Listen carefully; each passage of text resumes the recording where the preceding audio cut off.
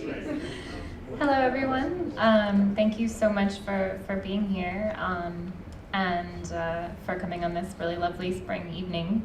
My name is Laura Maritz. I'm the director of the Favorite Poem Project here at BU, and we're so very excited to be welcoming Mark Halliday and Heather Green tonight. And I'm just here to remind you that there are books for sale outside, and there will be a book signing and a reception after the reading, so stick around and get a copy of one or all of the books that we have available for you. And the book sales are cash only tonight, but I wanted to tell you that there is an ATM right across the hall from the library doors. So it's like a little bit of a sad face, but it's also, everything's okay. There's an ATM really close by. And the other thing I wanted to mention is the next installment of this series will be on November 6th, 2019, next semester, and it will be with Naomi Shihab Nye. So in case you want to put that in your calendar extra early, you're available to. Great, so I'll now turn it over to Robert Pinsky, who will introduce the series. Thanks so much.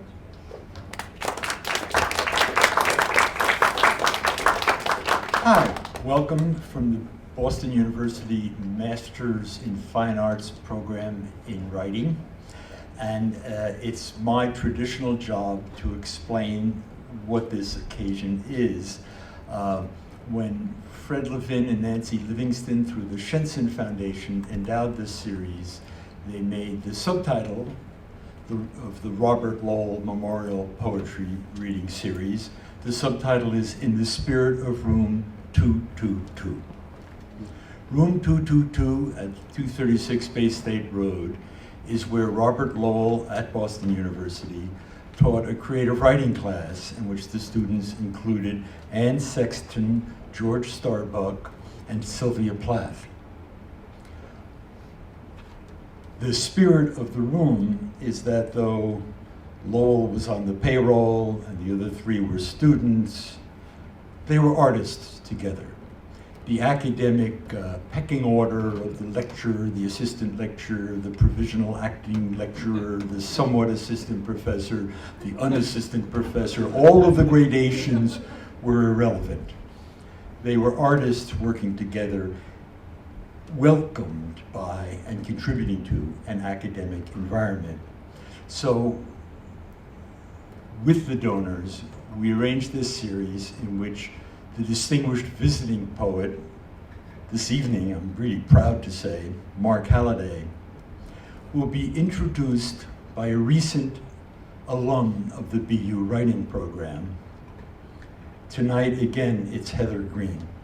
So Heather will introduce Mark after she gives a brief reading from her own work. So after I'm finished, Heather will read some poems, then we will clap our hands off. Then she will stay up here and introduce Mark, and we'll applaud again, and then Mark will come up. And then Mark will see what happens next.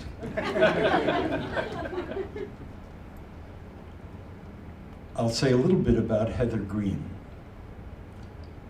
When Heather was a student here,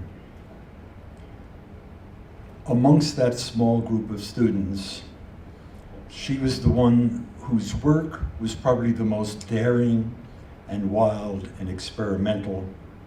And she was also the one whose presence in the classroom was the most supportive, careful, attentive, candid, and generous. That's not a paradox, that's one thing. And that quality of knowing how to be very inventive and knowing how to be extremely generous in relation to other people enables her to do superb translations from Tristan Tzara. Personally, I think the best ones I've ever read. And that book is available here, I believe. Yes.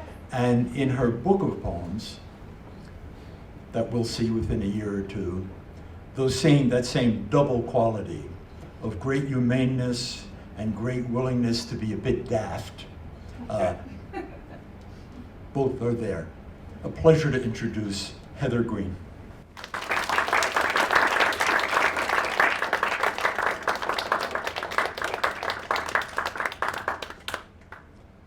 Wow. Hi. feeling slightly overwhelmed at the moment, but thank you so much, Robert, for the introduction and for inviting me back. And thank you all for being here. I'm especially happy because my mom is here tonight and some of my dear friends. So let's see. I wanted to say that it's particularly exciting to be here because the program at BU was such a gift to me, and my studies with Robert Pinsky and Maggie Dietz, and with Professor Zelinska Elliott, who's here tonight, who taught the translation seminar when I was here, were really transformative for me as a writer and as a person. I feel like in some ways my life kind of began anew when I came to BU. So these poems come out of a time when I was really, just after I left BU, when I was really like knee deep in the human experience. I had a new baby, and I had just lost my father, and I had a drastic health crisis. And all of these things happened around the same time. So it took a little while, but in the last 2 years, I've been writing some poems out of all of that. So somehow all of those things converged with the 2016 election, and as you'll see in my poems, the death of the artist Prince, to kind of close a door to my youth in a way that I feel like I've been reckoning with in my work. So the first poem I'll read has a little bit of quoted material from Elizabeth Colbert's The Sixth Extinction, and the second has a line from a Laurie Anderson song in it, so I just thought I'd mention that and then just begin reading. So I'm going to read 3 of my own poems and then one of my translations of Tristan Tzara's work. Can you hear me okay? Yes. Okay, so this first poem is called If Anything is Everlasting, It Can Only Be One Thing. Early on, learned from Prince, parties weren't meant to. But there is that present continuous, meant to last. We party, we keep going. He was the last love on the last island in the last channel-blasted reef. The saddest words, the last time. The last great auk. Please last. My dad's last days. Freezing and bearded in a hospice like a motel, the last rasping breaths. From day to the last syllable of recorded time. He used to say, second is just the first person to finish last, or something like that. Some say grief is the last way you get to love someone, but in truth, the dead become your close companions, even in joy. Will anybody witness the last flowering of the last naked sea anemone? I can't undo what I've already done. I'd go back in a flash. Trees sprinting up the hill in search of cooler climb will last a little longer, but the hill is a cone with very little space up top and only so high. So the second poem takes its title from an essay that some of you probably read, Masha Gessen's Rules for Surviving an Autocracy, that was published on, I think, the day after the 2016 election. And in that essay, there's this term, provincial time, that's this idea that when we're living under, or when someone is living under an autocracy, it's difficult to be creative because your mental space is like taken up with a lot of angst and thinking about other things. So this poem is called Provincial Time, 2017. Resentment turned my cell nuclei into fake news. The message spread like a rumor, became a dark star. I was prescribed a program of wholeness, radiance, harmony, the first achieved through surgery. My work became secondary. In the white room of radiation, purple rain on the sound system, hands over my head, I held still, I only want to see you. Cool tears made me human. On Fridays, throughout the initial smash and grab, I reclined in a chair, drip line in the chessport, reading about Zara and Vinaya playing chess in the woods. At night, I lay fetal with the dog and tried to dream. The pathology had been wrong at first. Then the false reprieve corrected, the mass archived.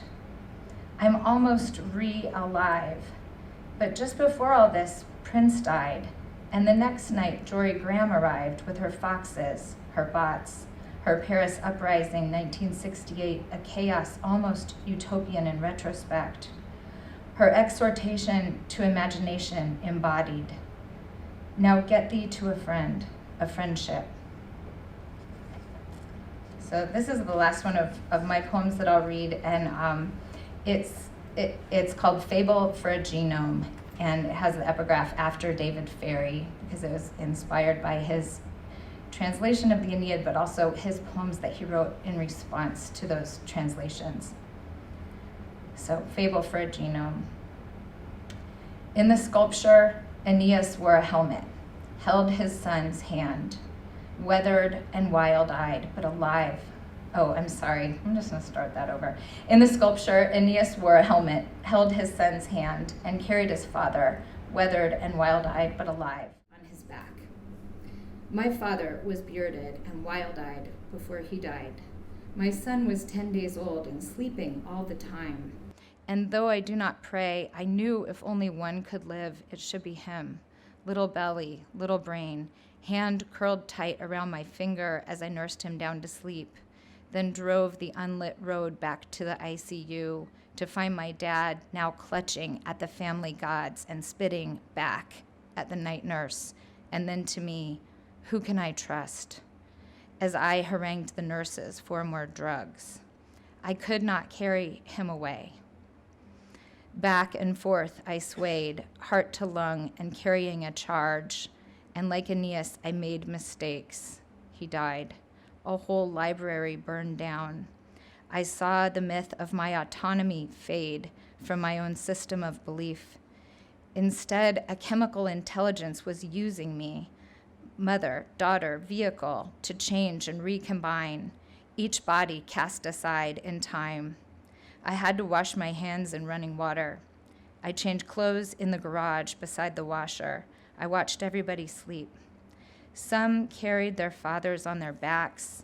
Some fled with children from wasted cities and armed attacks. What can't be carried can be scattered on the water. So, thanks.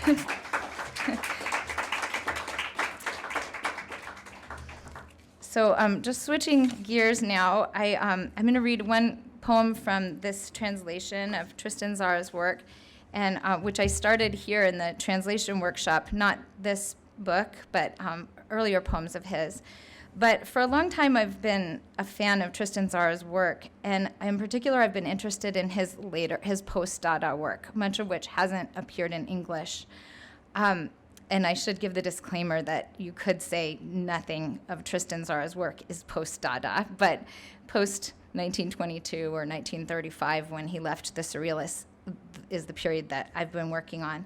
So this volume was written between 1936 and 1938, and Tzara was like going back and forth between Paris and Madrid, trying to raise awareness and for the anti-fascist cause in the Spanish Civil War.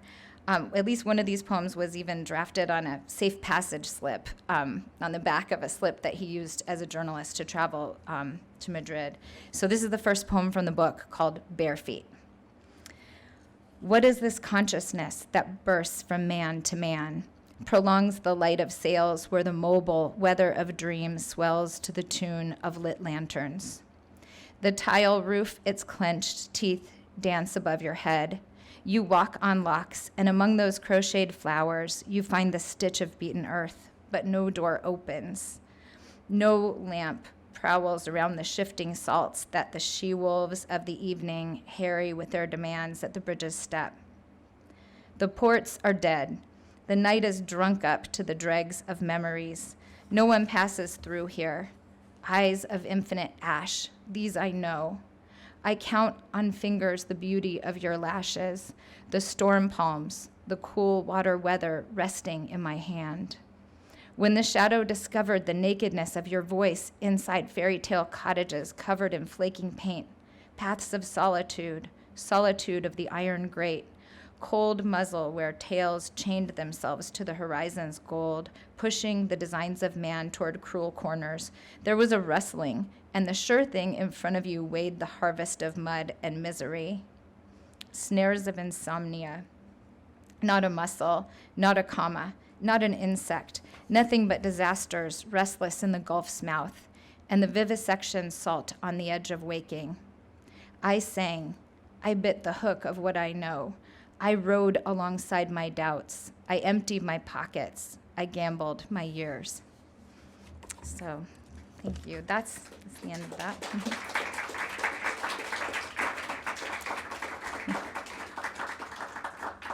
Thanks. So now I'm really honored and excited to introduce Mark Halliday, poet and distinguished professor of English at Ohio University. His first book, Little Star, won the National Poetry Series in 1987, and since then he's published 6 more volumes of poetry, including his most recent, Loser's Dream On, from the University of Chicago Press. Halliday has been the recipient of the Rome Fellowship from the American Academy of Arts and Letters, a Guggenheim Fellowship, and a Lila Wallace Reader's Digest Foundation Writers Award. He's also published a critical study of Wallace Stevens, Stevens and the Interpersonal, and co-authored with Alan Grossman a fascinating book on poetics entitled The Sighted Singer. In a recent essay, Mark Halliday writes, reflecting on Alan Grossman's poetics, for Grossman, the idea of a person is the crucial ethical idea, and poetry is an art for making persons visible. In poetry, the countenance is manifested. A poet writes certain words, inscribing these on the baffling totality of existence. As I read these words, I thought about the funny and generous intelligence at work in Mark Halliday's poems. The person, the speaker we briefly inhabit as we voice these poems either silently or aloud. In Glenn, the first poem in Loser's Dream On, this person describes his son, Nick, in college, saying, quote, he became an artist fascinated by layers and time's erosions, end quote. This seems to equally describe Halliday himself as he almost restlessly probes layers of consciousness and memory, also studying the way memories work as they go missing or surface so suddenly as to crash over the speaker. Anxiety about life's brevity gives way to clarity or even wonder at life's value. At other times, and this is where the poems most fascinate me, Halliday ponders the distance between that anxiety and clarity and looks with both frustration and tenderness at our human inability to control the ride between those states. In the poem Ernest and Lionel, Halliday writes, I want to live and live and live, despite whatever stupidities and humiliations. Among all the dazzling lines and hilarious moments in Halliday's work, this line, I want to live and live and live, emerges for me as a pulse that beats through the multifarious reckonings with time, exuberant and contagious. And now I'll step down so we can hear Mark Halliday's poems.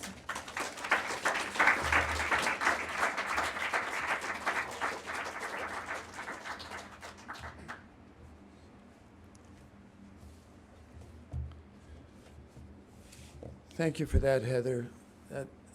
That made me feel actually red, which for poets is a rare sensation.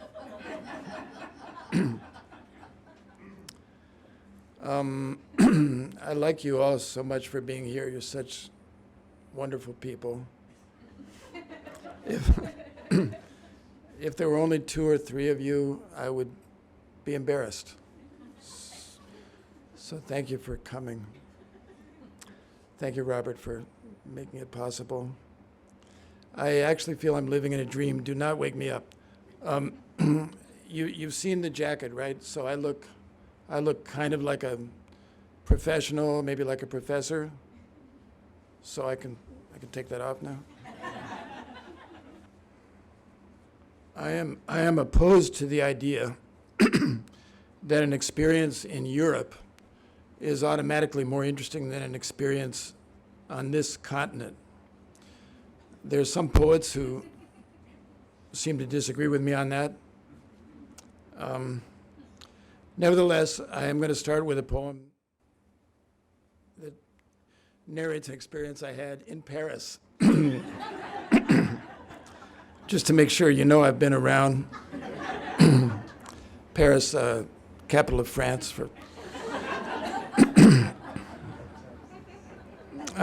This is almost the only poem narrating a real-life autobiographical experience that I will present tonight, so if that's your thing, you better savor it.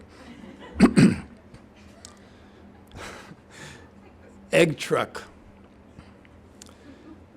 One morning in May or June 1967, before dawn, I descended from the high cab of a truck full of eggs, 1 block from the transcendently lit Arc de Triomphe, and thanked the driver and walked away with my backpack. And then I seem to have gone on living. You have to live. The egg truck jostles away in the half-darkness. That moment stays, I guess, for sheer strangeness of solitude. And then I must have reached a youth hostel, or maybe the Cerizet's apartment in Neuilly-sur-Seine. But I have zero memory of that, zero.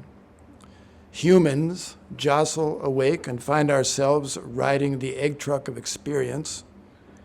We jump to the ground within sight of the Arc de Triomphe, spectral and monstrously unlikely over there, whether it be a dream or not, and we thank the driver, and we set out in strange shadows to find the metro, and we keep living as life insists we must.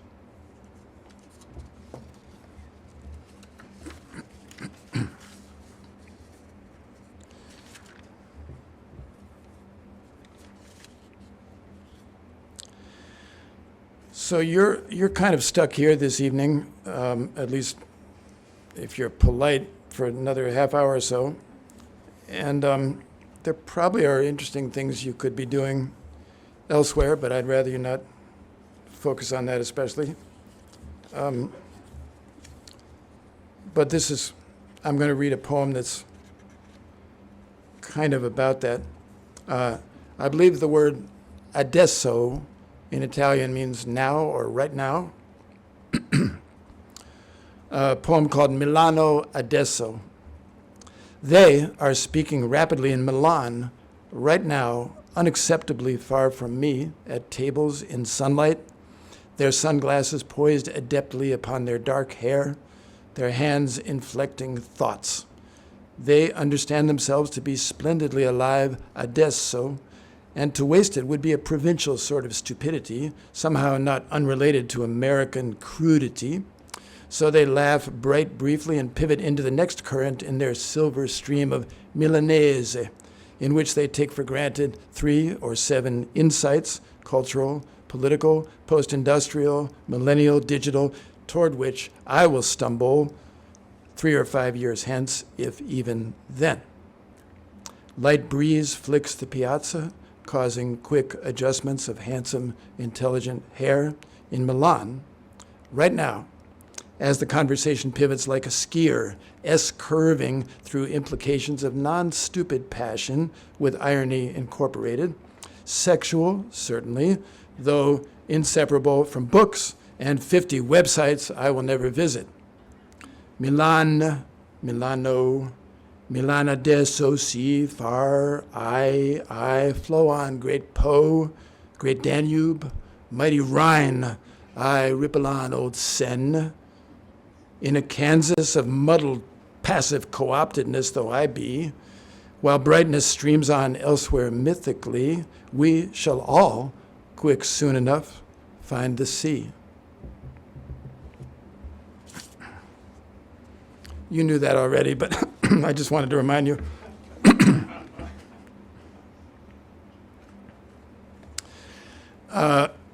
I've been a teacher for many years, like many of you. and some of you have that in your future. So it can happen after X number of those years that the new class of students seems an echo of a previous class of students. But that sensation could become unhealthy. And so I'm going to read a poem that is in the category of poems where you try to talk yourself out of an unhealthy attitude. The title is Moot. Seen from up here, the students crisscrossing the brick patio with their plastic cups and their clunky backpacks and their thumbs texting "Blew the quiz" or "Buy beer" are interchangeable bits of humanity. No, they are not interchangeable. Each is a unique complex of feeling and perception and thought and memory and arguably soul. Sorry, no, they are mere specks of animate flesh. Seen from this bench on the hill, the bitsy variations don't matter. Yes, they do matter. Why do they matter? The question, why do they matter, is moot. Why is it moot? That question is also moot. Why moot? Because of the edge in your voice when you ask the question. Because you only pretend it's a cool, objective question, whereas an answer to the question is hidden in your voice. Because of how you want me to hear you asking the question as we sit side by side watching the students down there wending their ways through the throng, each with intentions frustrated only a little or perhaps severely frustrated, but still getting coffee and comparing notes because they can't help being interested in their lives. While you want me to notice that you are the one asking the bravely cold questions here today on this bench, on this yellow grass hill, where you and not someone else are the one caring to ask, while I can feel how you, just 10 inches away, already understand how moot your questions are here today.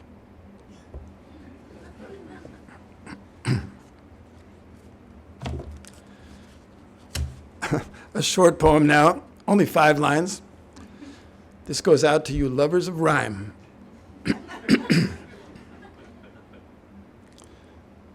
Be that as it may. When I think of how many times I've written "and yet," I flash on a sense of being caught in a huge net. But I should realize it's not a case for regret, since there would be far too much of me to forget if I had to give an account without "and yet."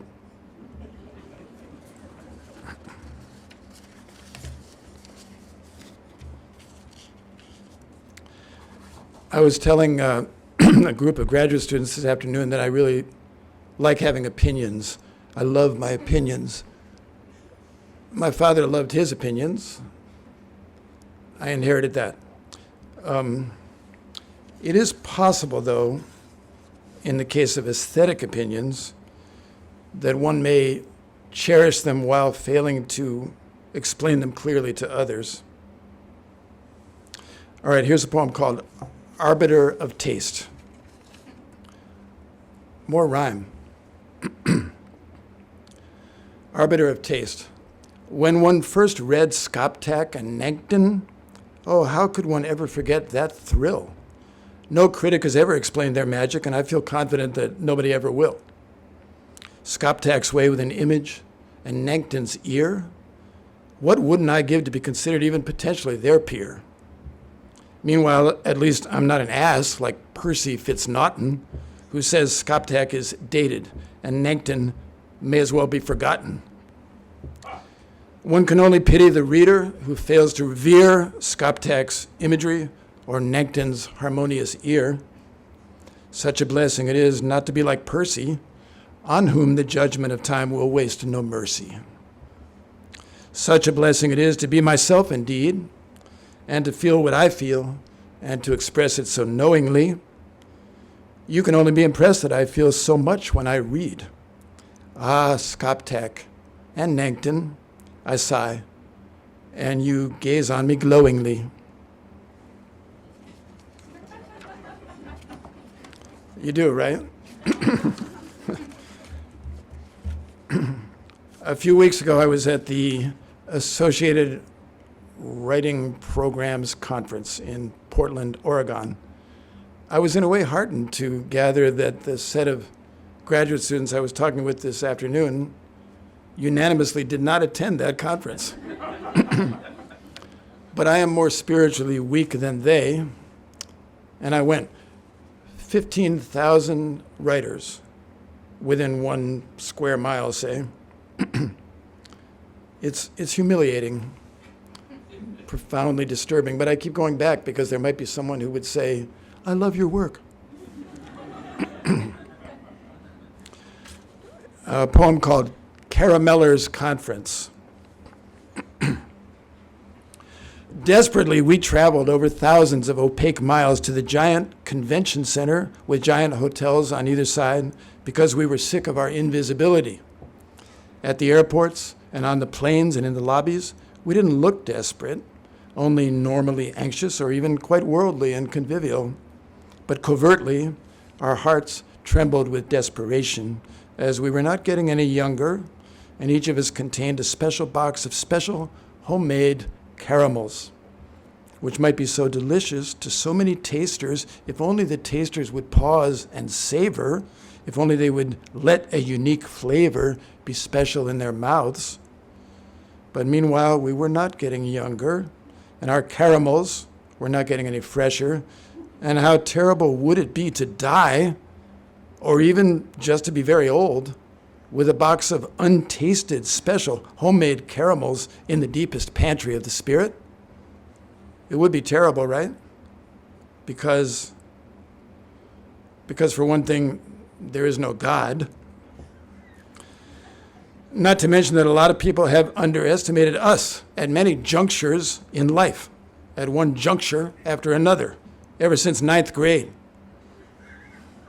They failed to intuit our dark, sweet, seductively gooey caramels, shaping themselves in silent rows in our special boxes. All those people need to be nudged towards substantial, belated appreciation. So this is why we flew thousands of miles to the giant convention center and attended confection panels and chatted and chuckled, always hearing the secret rustle of caramels down deep in their crinkled cups.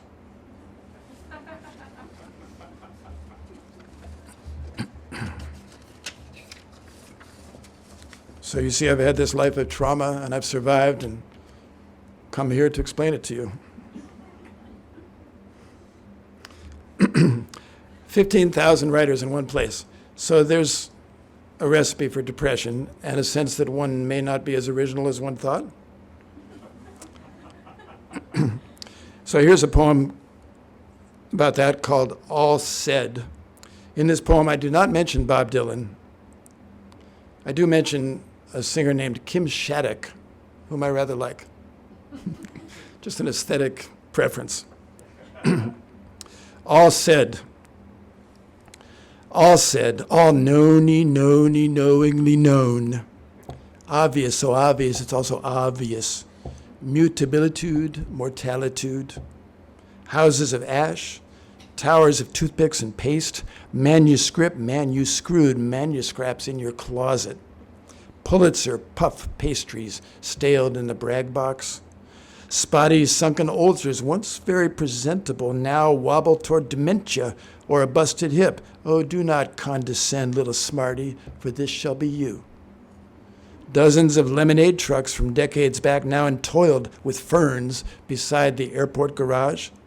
Those photos that your friend's friend wrote about, mutabilitude, mortalitude, obvious, all said, all knowny known. So then what? Humiliated silence? Somehow that won't do. We're just not ready to shut up. The day, replete with grief, memoriousness, fantasy, Beckettish crazed persistence, earnestness of a child peeling an orange without a break, beauty of a rhythmic walker in tight jeans, email from someone stirringly wishful, sudden memory of one whose eyes created meaning. Everyone's slightly wrong about books except oneself.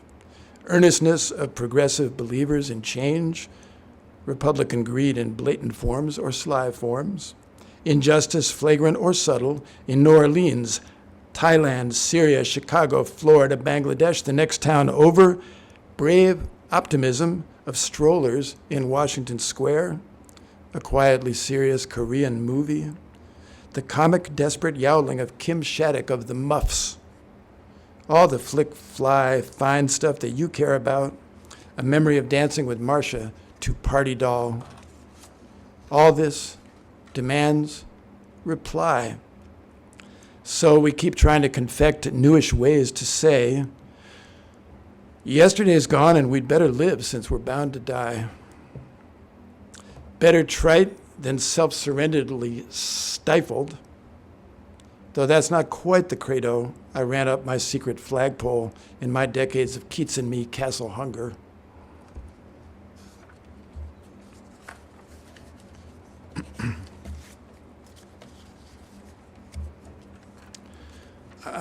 With the graduate students today, I was talking a little about the political climate in our society today and how it relates to literary culture. It's scary. There are dangers. But one feels from time to time that one wants to acknowledge the world of injustices in some way in one's poems. So I try occasionally. I'm going to read a poem that I think I've never read in public before. Shows how much I trust you.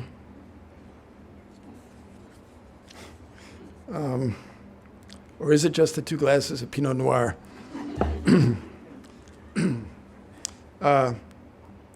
It's a poem that has to do with racial relations, and you have to imagine quite particularly a scene in a supermarket. The title is Not Exactly for Talia. The supermarket cashier working Saturday night rang up my yogurts and Milano cookies. Her nameplate said Talia, I think. Just as she was about to give me my change, and I was saying, thanks a lot, a young grocery clerk passed behind her and murmured some remark and moved rapidly away. So Talia said loudly, shut up, in the tone that nowadays means your remark is silly and even a little irritating, but more enjoyable than irritating, but don't think you can dominate me by surprising me. And then suddenly she feared that I, the balding white customer, might imagine that she had said it to me. Whereupon we shared a half second of humanly real eye contact. And then she gave me an actual warm smile with my change, and I gave her back an actual warm smile to show I understood everything she could hope I would understand. And she said, have a good one, meaning a good evening, as if she meant it more than she could usually mean it. So then I walked out with my bag of cookies and yogurts to have a good, benevolent evening while Talia stayed to work the register at Acme on Saturday night. Now, what is that panting, squeaking sound? It is the sound of a dozen heroically moral theorists of race and class, lurching, straining to be the first to demolish my liberal humanist complacency before I reach my car.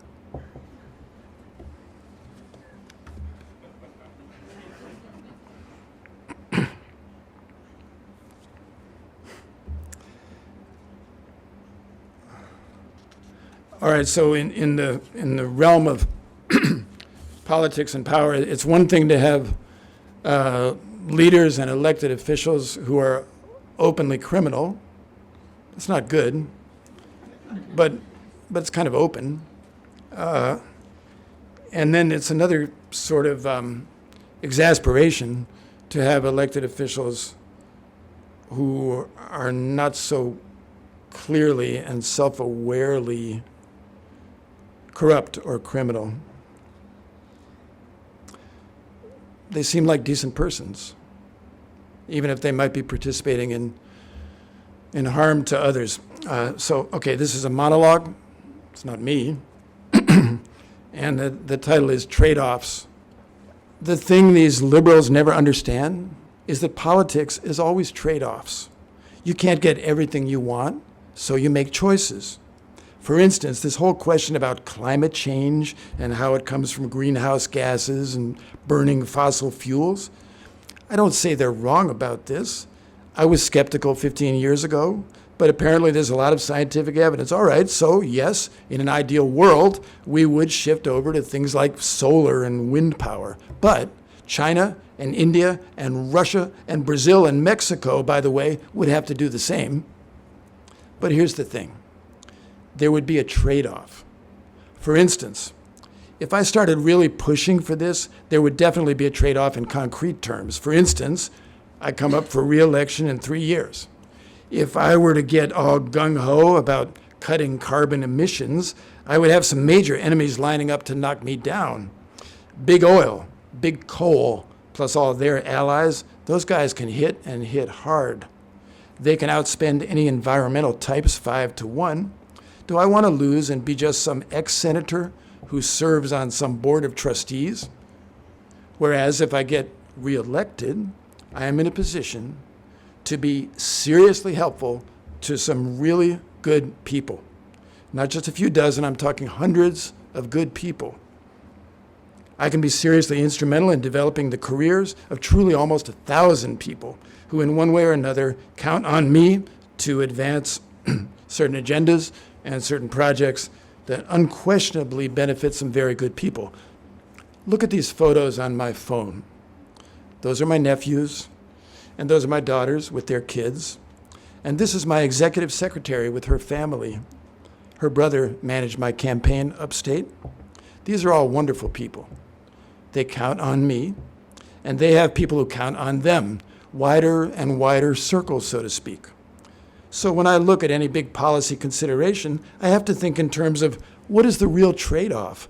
In this case, on the one hand, yes, in 50 years, apparently all the coastal cities will be totally flooded, and thousands of animal species will be extinct, and the oceans will be fouled, and seafood will practically not exist, yada, yada, and various other big effects of global warming. On the other hand, I can quite directly and positively improve the lives of hundreds of unquestionably good people throughout the next 2 decades at least. So there are things to consider on both sides, and it behooves me to weigh the options very carefully.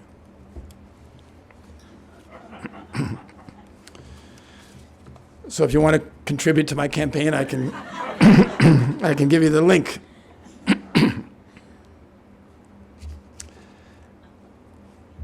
As you know, since 1959, 59% of all American poets write poems about mom and dad.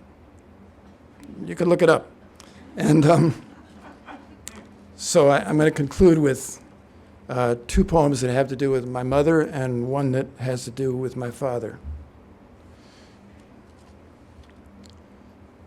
In my, messy collection of books at home, just like you, things show up that I didn't even know I had, and I came across an ancient paperback that was a detective novel I realized my mother must have read in the early 60s probably, and the title of the book was No Vacation for Maigret, in that series of novels by Georges Simenon. So, poem called No Vacation for Maigret. 50 years ago, my mother's hands held this detective novel. She knew the world included secret passions, vile schemes, threats. Who killed Lily Gaudreau? The question should not be left unanswered. From Poitiers come 2 young detectives, Piéchard and Boisvert. They're not stupid, but they lack intuition. When a second murder happens, they have no clue. But Inspector Maigret is staring into certain memories. Who was the frightened girl on the stairs? 14 years old with reddish hair, black stockings, and a small purse covered with colored beads. Who was she? She was Lucille Dufeu, and now she has been murdered because she knew too much about Lily Gaudreau. My mother's hands hold these pages 50 years ago. Magrette's eyes take in the details. Nothing is too small to notice when a girl has met such a fate. In the yard at the Duffieux house, there is a pallid, sandy garden with 5 tomato plants, leeks, lettuce, cabbages, and in one corner, a rabbit hutch. Magrette gives the rabbits a few cabbage leaves because a little kindness is better than despair. He is thinking, and my mother watches him thinking 50 years ago. Lucille Duffieux, that decent, frightened girl, is dead, and so is Lily Gaudreau. The world allows such losses. Someone must answer back. Someone must respond to arrogant, ruthless cruelty. A strong enough woman can answer back. But until she's ready, there's the gruff inspector who has canceled his vacation to study the clues. And Magrette has an idea.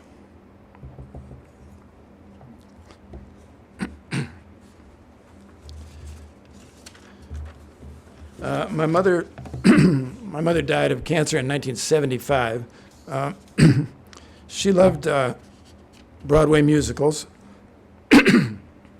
And according to my notes, I'm actually going to sing for you 2 lines from a Broadway musical called Fanny, that she loved.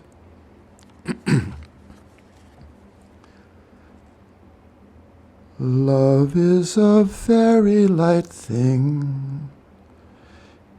It takes a lot of love to make a pound. Poem called Bev and Broadway. My mother's first name was Beverly. Bev and Broadway. And what if Bev had lived, could have lived, to love one more Broadway musical, learning all the words to the 6 best songs and quoting them? It takes a lot of love to make a pound. Hilariously out of context, while shopping or cooking. That would only be quantity, do you see? That would only be a kind of repetition, essentially redundant. After 10 or 12 Broadway shows, one more for her to love and to be funny about would be only a change of quantity, do you see? Only addition. One more, one less. This is as nothing in the marble-columned perspective of eternity from the mountaintop where human lives are calmly nodded to, whether strangely long and generously allowed like mine or cut short like Bev's. Nodded to calmly, do you see? Which is why I don't get along with eternity. Love is a very light thing, though eternity may be indispensable because there she can seem to rest. Okay, one more poem. Let's see, my father, in the last years of his life, he owned a little house in Ludlow, Vermont. And there's a there's a cafe there whose name is explained in the first line of the poem. Poem called Cafe at Delight. You see, the cafe is just 50 yards from the town's main intersection. My father used to love the breakfast there. He must have had breakfast there 100 times. Then came his last year, when he could not travel to Ludlow, and then he died, which entails an end to breakfasting. And 15 years later, his son has breakfast there in the same place, Cafe at Delight, the same place. This does not mean anything. It's the classic unmeaning of place in time, place being only a configuration of space where events occur and cease and occur. Crispy bacon would be delightful, he said. He was courtly with the waitresses. They seemed to agree that he was debonair well into his 80s. The boards of the gray deck leading to the door of Cafe at Delight are the same boards that my father walked across all those times, repainted, but the same boards. This does not mean anything. Events are only events in time. He especially liked the hash brown potatoes. And today, his son agrees The potatoes are very good.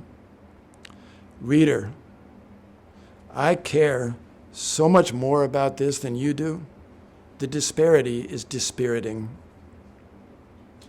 The preceding two lines would be an apt epigraph for my collected and yours. But tell me something about your dad. Thank you, everybody.